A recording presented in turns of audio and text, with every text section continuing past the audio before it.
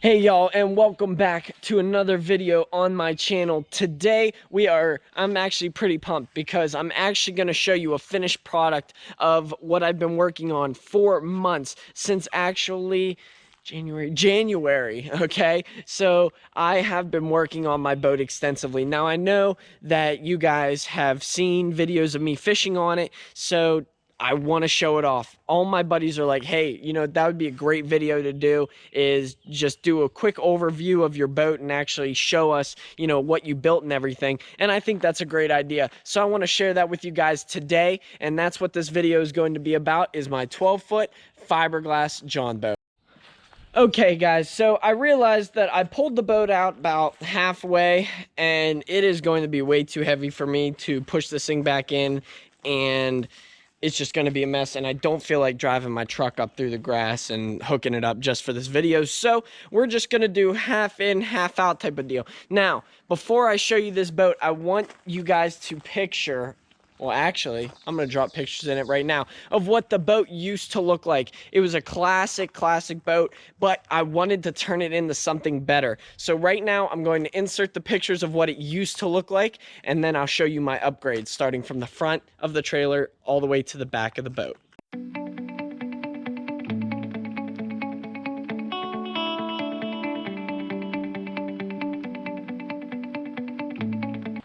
Okay guys, so as you saw there, starting in the front of the boat, you saw it was very basic. It didn't really have anything good to it. So what I did was I completely transformed it. These right here, starting in the front here, it needed new chains, obviously. So I got new chains, new hookups, everything like that.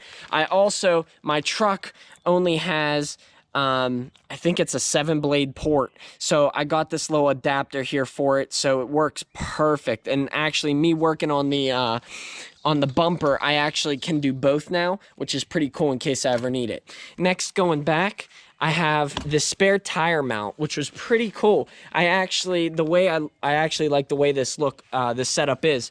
So originally, I guess I'll start over here.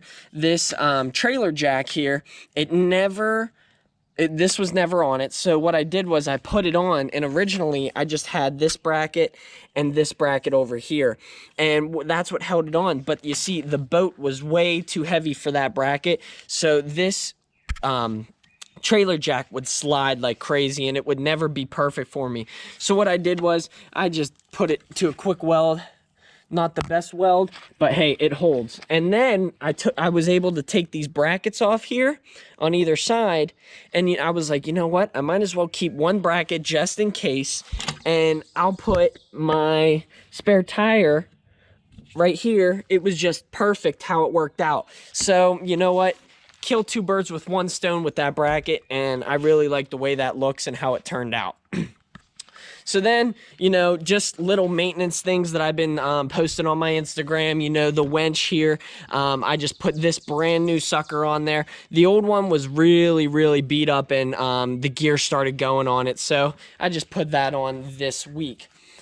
Headed back to the actual boat. So we're going to start up here in the front. So as you saw in the front, it was super small, super tiny. It was probably only to about here. So what I did was I extended that out so I could put this front trolling motor on it. This is a Johnson 55-pound front foot pedal trolling motor, and it's a 12-volt, which is really nice. And I'll show you where I keep the batteries for this, as well as my fish finder. I have my fish finder always set up here because I'm always standing up here with the foot pedal, so I always like to keep the fish finder in eye view as I'm looking down on it. So under here, believe it or not, this is only held up by one bolt, which is all hidden under here. If you can see that guy right there, it is held by one bolt, and it is just stuffed in there almost, but it works and it holds what it needs it to hold.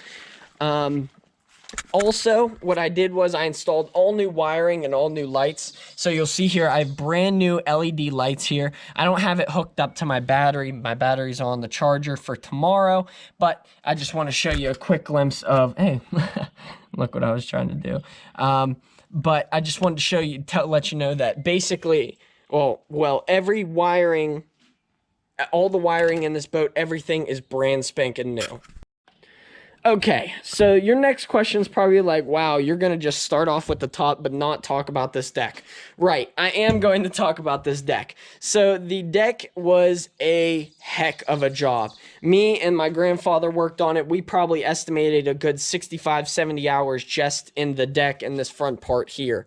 So it took a lot of brains because originally there was just a front section here. I'll put this up on a tripod here so you guys can see.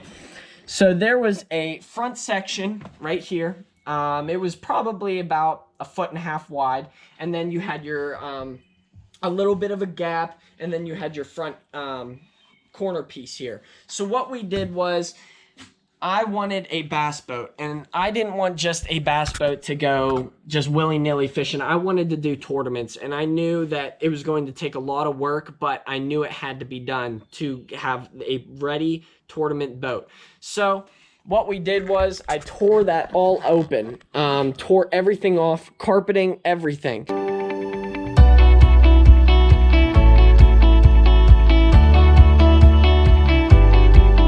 And what I did was, here, I'll get to this cooler here in a second. This is the backboard of the seat. I kept that and I ripped everything else out, all right? And it was basically bare to the bone, as you saw in the pictures in the beginning. And what I did was, I turned it into these awesome storage containers. So I'll start right here instead of starting right in the middle.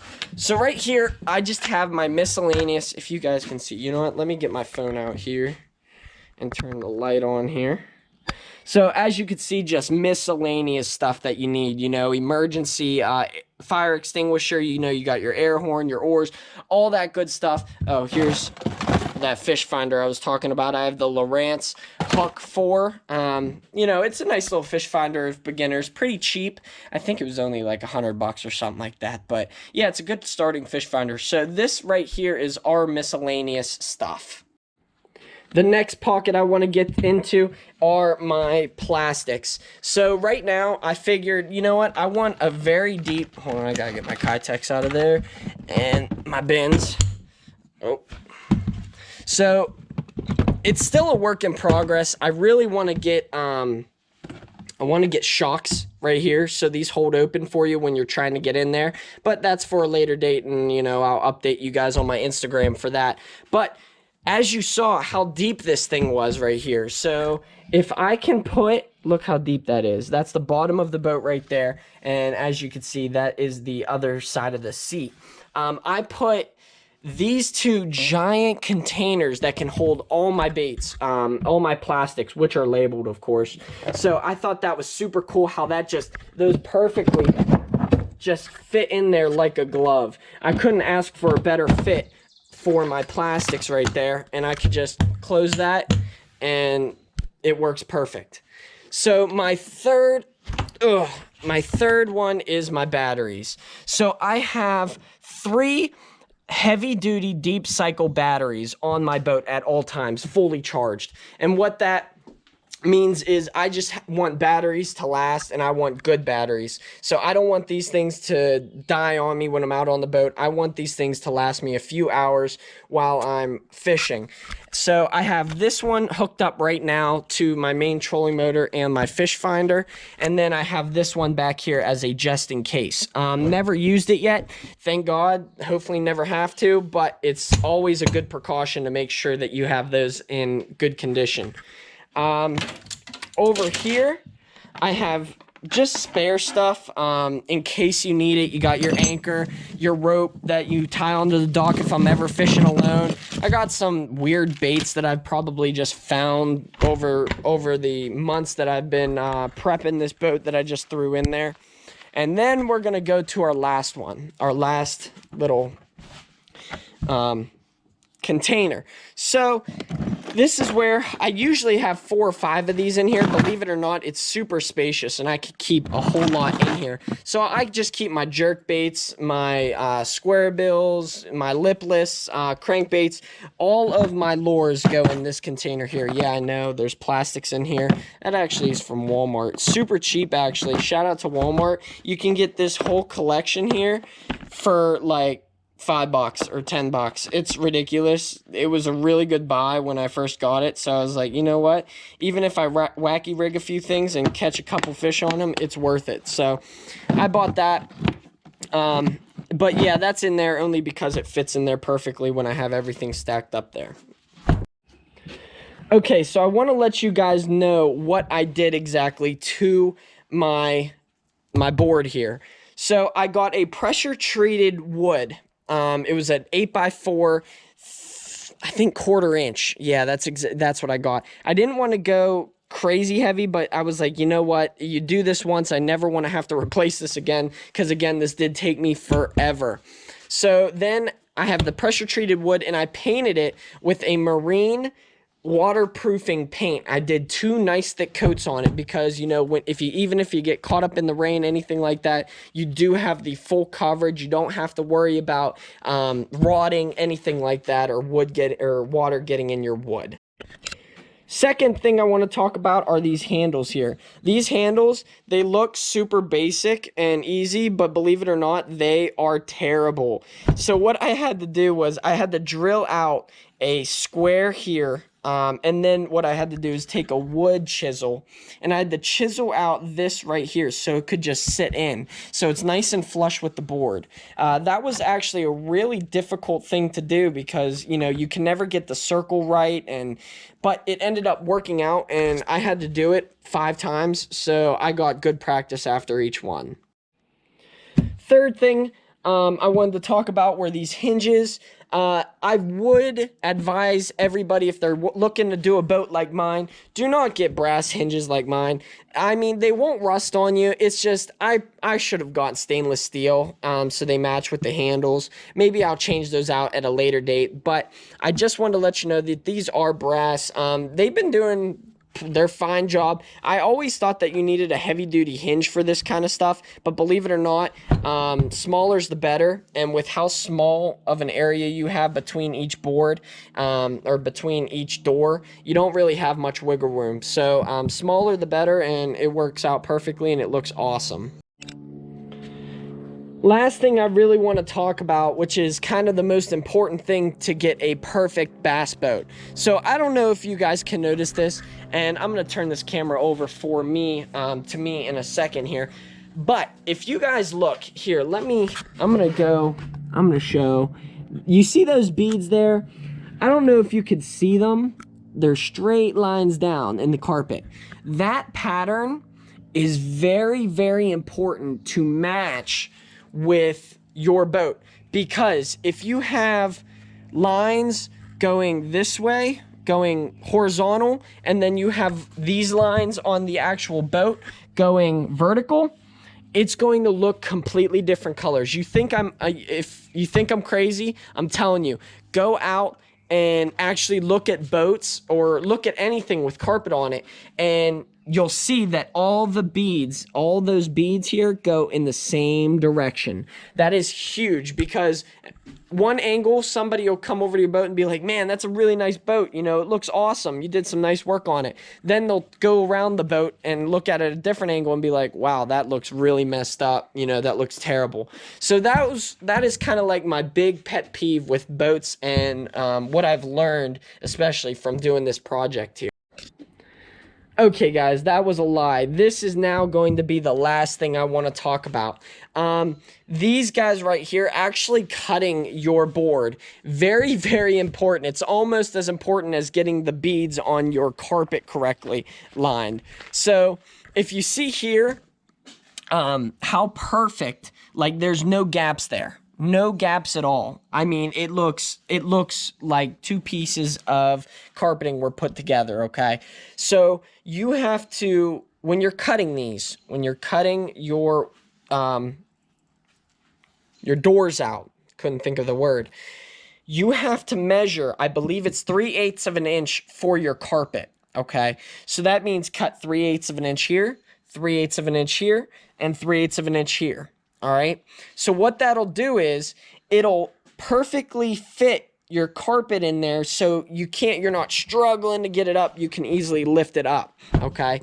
So you have to be very, very precise with your carpeting and the size and how much you cut off on each end. Because if you cut 3/8 of an inch here and 1/2 an inch here, you're going to see such a gap here and it's just going to look like crap. So make sure you really know what you're doing when you're cutting these pieces out and you know where they want to be. I think that's all that I wanted to talk about. Last thing I want to talk about in the front. So in the back here, I'll explain that seat in a second. Each seat had foam in it, okay? So right about here is where the first seat went, as you saw in the beginning of the video, okay? So it has foam in it. I didn't want to cut that out and turn it into a station for, or a little storage unit. I didn't want to do that because if this boat ever goes down, at least I'll have some foam in the front to hold it down. So then I thought, you know what, since I'm just keeping this section foam here, why don't I turn this whole front into foam? So actually under this front deck here, it is filled to the rim with foam.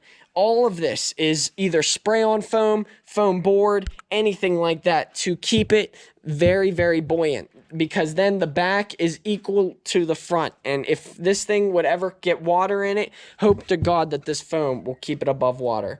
So I think finally that is the last part of the front of the boat. Okay guys, so I showed you the front of the boat. I'm going to flip it over to the back. Now starting off with this guy. Now people are going to be like, why do you need that big of a cooler if you're just going to go fishing with your buddies or whatever? And I'm like, you know what? When I first wanted to do this, what did I say I wanted to do? I wanted to do bass tournaments. So I wanted to do Glendale, or I guess the local tournaments around here like Glendale. You can go to some other places. So I wanted to do a live well. You need a live well in a tournament. So what I did was I bought a 55 gallon igloo cooler. Now it's the cheapest cooler I could buy. Here, let me release this tension so I can actually open this thing up. It's the cheapest cooler I could buy for the size, and the only reason why I got this big of a size is because of the space and this guy right here. You always want a nice little door open for you so you could just plop the fish right in there and keep on fishing. You don't have to worry about it. Now, opening it up, let's get my flashlight on again here.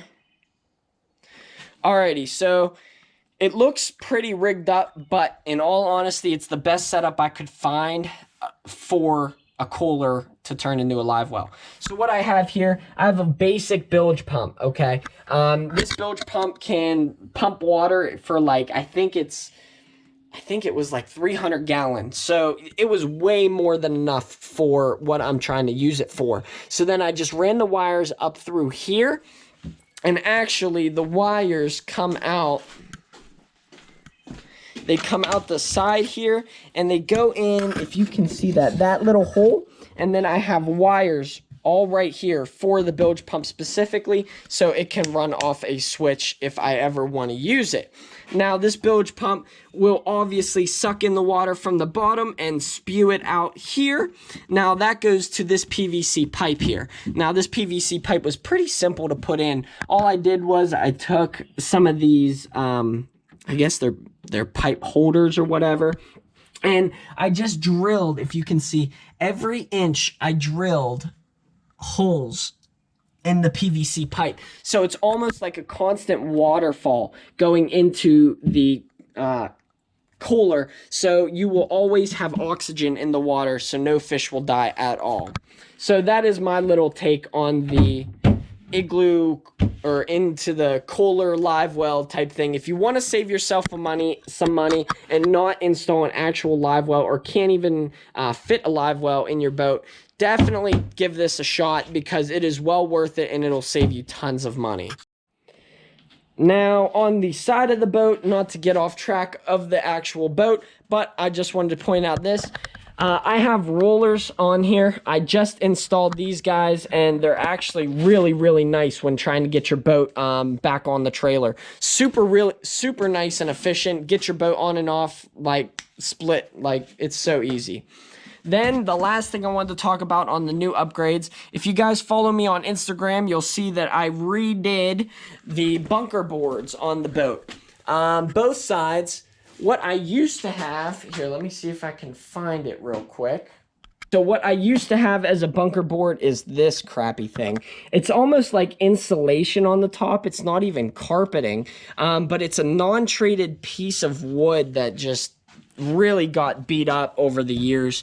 And what it was just a swivel on this back end, and it would be able to swivel, which really sucked for me because whenever you're trying to load the boat back on, this thing would either be all like this or it would be facing downward, and I just couldn't get the boat on without having to get off the boat, put these down. It was just a pain in the butt. So you could see the size of this guy right here, and you could see how much I actually added on to the bunker board. This is about a foot, maybe 15 inches long. This guy right here is 38 inches long. So you have so much more room and so much more to hold the boat up. It's just such a better setup because I used the swivel mount right here, if you guys can see that, as well as I bought this bracket here and I hooked that guy up there. So you know what? You get double the strength. You never will get that swivel ever again. It's just such a better setup than what I used to have. Going from the bunker boards here, I did put new wheels and rims on the boat on all sides, on both sides, on both sides, as well as this spare tire. I did get a deal. I think I got 3 of them for $60, wheels and rims. So it was a spot on deal. So I couldn't pass it up at the time, just because I knew I needed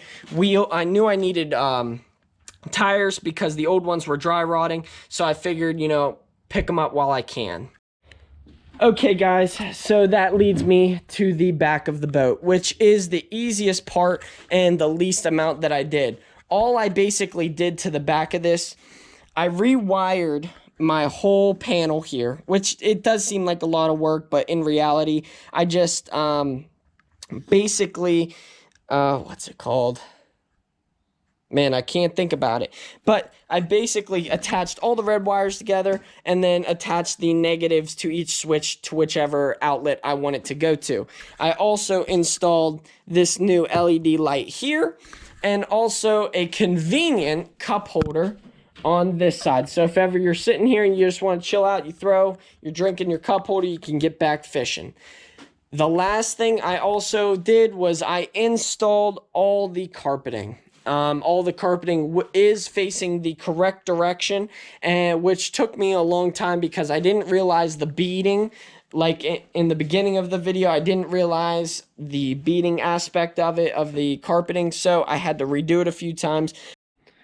So just for little things, I do have a solar panel here. It is attached with alligator clamps, and if this battery, this is a battery right here. This is my 3rd battery like I was talking about before.